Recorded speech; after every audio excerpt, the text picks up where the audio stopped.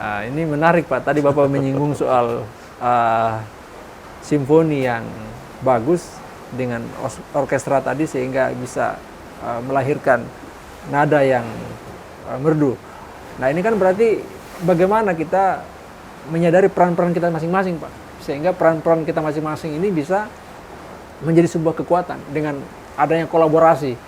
Nah yang jadi soal kan justru kemudian muncul adalah kompetisi antar daerah yang pada akhirnya ini tidak saling menguatkan, malah saling menegasikan antara satu dan yang lain. Nah ini gimana cara untuk meramunya ini sehingga bisa menjadi sebuah kekuatan tadi Pak? Ya, kompetisi antar daerah itu kalau semua kita ingin berkompetisi dalam positif, saya kira kita perlu untuk tapi jangan sampai kita mau kompetisi akhirnya kita tidak sampai di finish juga kan? Ya kan? Kita mau lomba bersama tapi tujuannya kita ke sana, tapi karena kita tidak tahu arahnya, kita buang energi saja, ini kita tidak nyampe-nyampe. Contoh kecil saja di sektor perikanan. Saya pernah punya pengalaman melihat, kenapa kita punya nelayan ini dia tangkap ikan banyak dengan sedikit pendapatannya sama. Ya kan menarik itu dari contoh itu kan. Ketika dia tangkap ikan banyak per ton, kok pendapatannya tetap sama. Ternyata ketika dia tangkap ikan banyak, daya tampung pasar tidak bisa menyerap. Terjadi harga turun, sebagian tembus pasar, sebagian harus dibuang. Karena tidak tembus pasar. Karena kita salah orientasi. Kita selalu orientasi bahwa kita tangkap ikan untuk kualitas tertentu itu ekspornya ke luar negeri. Padahal ini kan Republik ini sudah memberikan sebenarnya data yang cukup untuk kita. Jawa itu punya penduduk 50%, 56% kalau saya tidak salah dari total penduduk Indonesia. Kalau 270, berarti ada 100 juta lebih itu bermukim di Jawa. Ya kan? Kalau dia 56%, berarti itu ada sekitar 150 jutaan itu ada di Jawa. 160 juta itu ada di Jawa. Mari kita bandingkan. Kita selalu berorientasi ke Taiwan. Penduduk Taiwan itu 23 juta. Hong Kong, itu penduduk Hong Kong 8 juta. Singapura itu 4 juta. Kita total itu berapa? Masih lebih besar Indonesia, Pak. Lebih besar itu Pulau Jawa. Pulau Jawa. Ya kan? Justru itu saya katakan, nelayan harus pelaku ekonomi. Jangan ajak masyarakat kita itu hanya dia menjual ikan ekspor ke luar negeri, tapi bagaimana kita buat jaringan hasil tangkapan nelayan kita ini dibawa ke Jawa. Ya kan? Di Jawa itu orang yang mau makan ikan itu nggak usahlah 150 juta itu. 30% saja kita kasih makan orang Jawa dengan ikan itu, sudah kaya kita di sini. Malah minus kita punya penghasilan di sini lebih besar serapannya di sana daripada. Fakta yang ada, nelayan-nelayan potensial kita itu aktivitas nelayannya itu ada di Papua, ada di NTT, ada di Maluku. Itu orang kita semua loh. Perusahaan-perusahaan ikan yang di tempat yang saya sebutkan tadi itu maju-maju. Tapi pelakunya itu nelayan kita. Itu? Kenapa itu kita tidak coba tengok, kemudian kita fasilitasi untuk. Jadi kalau kita dari sisi jarak antara Maluku dengan Jawa, saya kira kita masih lebih dekat. Kita masih bisa 2 malam lebih untung dibandingkan dengan Maluku dan Papua. Apalagi kalau dari Papua. Saya kira kita lebih dekat. Kalau kita bicara pariwisata, Bali itu didominasi kan dari Australia. Bali ke ke Darwin atau ke Australia itu lebih jauh itu daripada Darwin ke kita. Ke Wakatobi. Ke Wakatobi. Itulah sebabnya sebenarnya harus kita punya cara pandang yang sama, memperkuat wilayah-wilayah yang punya kedekatan wilayah dengan objek pasar dengan bagaimana negara-negara dan daerah-daerah itu. Dengan memainkan potensi lokal yang kita miliki. Saya kira kita tidak terlalu ya mahal-mahal amat juga, tetapi tidak juga terlalu mahal untuk kita dengan kita memiliki itu. Ya, saya kira perkuat saja Bandara Wakatobi itu, ya bisa berkapasitas Boeing, ya kan? Kemudian bandara-bandara di daerah-daerah Kolaka sana, kita perkuat. Ya fasilitasnya bandara bau-bau kita perkuat. Ya sementara biar dulu pesawat kecil supaya bisa 10 kali penerbangan di sini. Ketimbang 1 kali kita kasih pesawat besar tapi hanya 1 kali diangkut kita kan. Itu. Artinya harus ada jelas sentuhan di titik ini apa kebijakannya di titik yang lain. Nah ini Pak, tadi menarik yang Bapak jelaskan, bahwasanya kita punya potensi strategis, kita punya orang yang unggul, kita punya resources. Jadi ini tiga-tiganya ini luar biasa kita. Orang yang memang punya kemampuan, kemudian posisi strategis dan potensi wilayah kita yang sangat. Tapi kan ini tidak nampak gini. Apa masalahnya ini sehingga ini kan terjadi? Perlu orkestra, perlu satu tim, satu tim. Ya mungkin kalau kita dirijennya provinsi, dirijen juga kan bisa menyanyi juga. Ya kan? Kalau dirijen modern kan dia bisa aja berdiri di depan, dia pegang melodi bisa. Ya kan? Yang lain pegang bass, yang lain drum, yang lain suling. Jangan pegang suling semua, Pak. Dan tentu satu irama. Nggak bisa satu danduk, satu jazz, satu apa. Nggak bisa itu. Kacau nanti masyarakat. Kacau. Jadi sederhana contoh-contoh itu. Kemudian Pak, berarti dengan melihat potensi ini, bahwa ketika kita menghadapi pandemi maupun resesi tadi, kita punya optimisme, Pak? Kita, kalau menurut saya, optimis sekali kita. Karena, jadi sederhana, coba kita lihat. Coba intip dinamika di dunia perbankan. Memang ada sedikit turun. Dinamika pasar kita kemungkinan bukan persoalan, ya kita sebagian itu berdampak terhadap daya beli, ya karena ada keterbatasan yang kita jaga ya. Tapi kalau kita sebenarnya serius, kita tidak kekurangan itu, ya tidak kekurangan itu. Di dunia perbankan kita, saya sudah cek itu tidak terjadi ras, ya. Tidak ada orang narik. Sedikit orang, mungkin jumlah orang menabung itu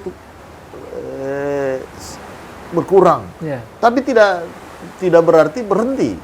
Tetap ada dana pihak ketiga yang masuk, ya kan?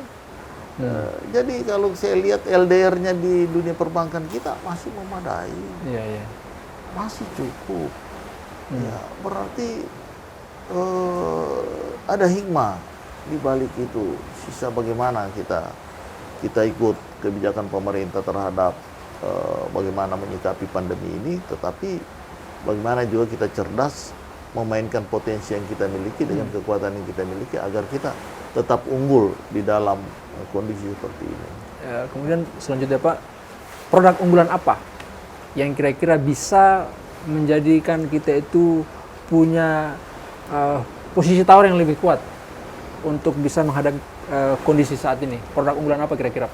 Saya kira yang pertama tentu di sektor pertanian kita memiliki, ya toh. Tapi bagaimana sektor pertanian itu kita bisa memberikan nilai tambah? Nilai tambah yang besar. Betul. Apakah kita selama ini sektor gelondongan begitu, atau kita memberikan nilai tambah dengan melakukan sentuhan-sentuhan teknologi sehingga kalau dia keluar ya sudah setengah barang jadi kan? ya kan? Nilai tambahnya lebih. Lebih tambahnya. Begitu juga hasil laut. Saya pernah hanya sekedar ya uji petik, Pak. Ya mungkin guyon-guyon sedikit. Saya pernah tanya, seperti umpamanya tuna. Iya. Kita kan biasa makan sashimi tuna, Iya. ya toh. Saya tanya orang, mana yang enak? Tuna yang sudah dibekukan sekian bulan baru dibuat sashimi, atau ikan tuna yang masih hidup kita buat sashimi, ya kan? Iya. Itu mana jauh dijadikan sashimi di Jepang baru kita impor, atau kita jadikan sashimi di bau-bau sini baru kita masukkan ke Jawa ke restoran itu. Ini contoh-contoh kecil yang mungkin bukan itu saja yang bisa dilakukan, tapi banyak hal yang bisa dilakukan. Kuliner kita ini dengan memanfaatkan saja sumber daya yang ada ini, ya mungkin masing-masing daerah kita datangkan sip-sip yang juru-juru masak yang bagus. Ini saya punya sunu, ini saya punya ikan ini saya punya lobster. Kita makan lobster di luar itu kan per onsnya itu 200.000 lebih kan? 300.000 per ons. Iya. Jadi kalau sudah 10 ons 3 juta kan? Iya. Sementara kita punya lobster di sini, laut kita ini semua bisa ada sebenarnya. Iya. Banyak hal yang bisa dilakukan. Terakhir Pak, mungkin bisa Bapak berikan kita kata kunci apa yang bisa kita lakukan pada tahun ini sehingga kita bisa optimis dan memiliki pertumbuhan ekonomi yang lebih baik dibandingkan dengan tahun kemarin. Ya, saya kira kata kuncinya itu, ini kan kebetulan ini awal tahun 2021. Iya, betul. Pengalaman 2020 kita sudah lihat anggaran pemerintah kita direfocusing begitu besar, sehingga akan kebingungan. Oleh sebab itu, dengan pengalaman itu sebenarnya kita jangan lagi terjebak dengan menggunakan program masa lalu. Iya toh? Itu tidak connect gitu. Jadi harus kita perubahan total terhadap perencanaan kita ke depan. Dan cepat berpikirnya juga nih Pak. Harus. Jadi ini program kebetulan belum jalan ini. Ya. Dari sisi pemerintah langsung ada perubahan total. Yang pertama, bagaimana kita menyikapi menyelamatkan masyarakat ini dengan masa pandemi ini. Meminimalkan risiko daripada pandemi ini, tetapi langkah-langkah kebijakannya itu langsung untuk menuju mengantisipasi kondisi ke depan. Banyak hal. Memainkan produk-produk UMKM kita. Ya kan? Bagaimana memfasilitasi produk-produk petani dengan menjaga mutu-mutu hasil pertanian kita. Bagaimana petani tidak terjebak dengan pupuk yang mahal, yang langka. Ya toh? Bagaimana petani itu kita posisikan, kamu ini nelayan, petani, dan pelaku ekonomi lainnya, tugasmu produksi. Nanti ada yang memainkan apa yang terkait dengan pasar. Jangan juga dia yang tanam. Jangan juga dia yang berpikir tentang pasar. Jangan juga dia mendapat akibat daripada semua dari dampak ekonominya yang tidak positif itu. Nah, oleh sebab itu mari kita bagi tugas, dan momennya ini masih semester pertama atau triwulan pertama untuk bisa dilakukan. Itu kalau kita totalitas kita berpikir bahwa ini momentum untuk kita berubah dan berbuat, saya kira insya Allah dengan potensi ini. Karena ini ya istilahnya ini kan autopilot kan ini. Daerah ini biar kok tidak, karena kan dia jalan sendiri. Gitu. Secara alami memang sudah. Tapi kalau ada pilot yang mantap, terbang ini. Iya. Saya kira itu betul. Artinya terakhir Pak, mungkin berarti masyarakat Sulawesi Tenggara harus optimis begitu ya? Optimis. Optimis. Kita optimis. Karunia Tuhan untuk daerah kita ini betul-betul karunia yang sangat besar. Jadi hanya orang yang pandai bersyukurlah yang bisa mendapatkan manfaat yang besar dari karunia ini. Ya, tapi bersyukur dalam arti berbuat. Ya. Itu kata kuncinya. Ya. Dan berpikir positif. Ya. Gitu. Baik, terima kasih atas waktunya Pak, yang sudah luar biasa. Beliau memberikan gagasan-gagasan yang bernas, pemikiran-pemikiran yang cerdas, dan yang terpenting lagi adalah pemikiran-pemikiran yang inovatif. Ini satu hal yang sangat langka di tengah kondisi pandemi seperti saat ini. Jadi kita jangan mengutuk keadaan, tapi kita harus melihat keadaan ini sebagai tantangan untuk bisa lebih jauh lagi melangkah ke depan. Apalagi tadi beliau sudah memberikan kita gambaran yang sangat real bahwasanya sebenarnya kita punya kekuatan. Tinggal bagaimana kekuatan itu kita maksimalkan agar kita bisa melangkah lebih jauh dan tetap optimis. Ya, terima kasih Pak atas waktunya. Insyaallah kita berjumpa lagi dalam momentum yang berbeda dengan tema-tema yang lain. Terima kasih. Ya. Terima kasih. Kita akan berjumpa lagi, pemirsa channel Irwan Salmunu, catatan Irwan Salmunu pada kesempatan yang berikutnya. Tetap jaga kesehatan, tetap semangat, tetap menjalankan aktivitas dengan mematuhi protokol kesehatan. Terima kasih. Assalamualaikum warahmatullahi wabarakatuh. Waalaikumsalam.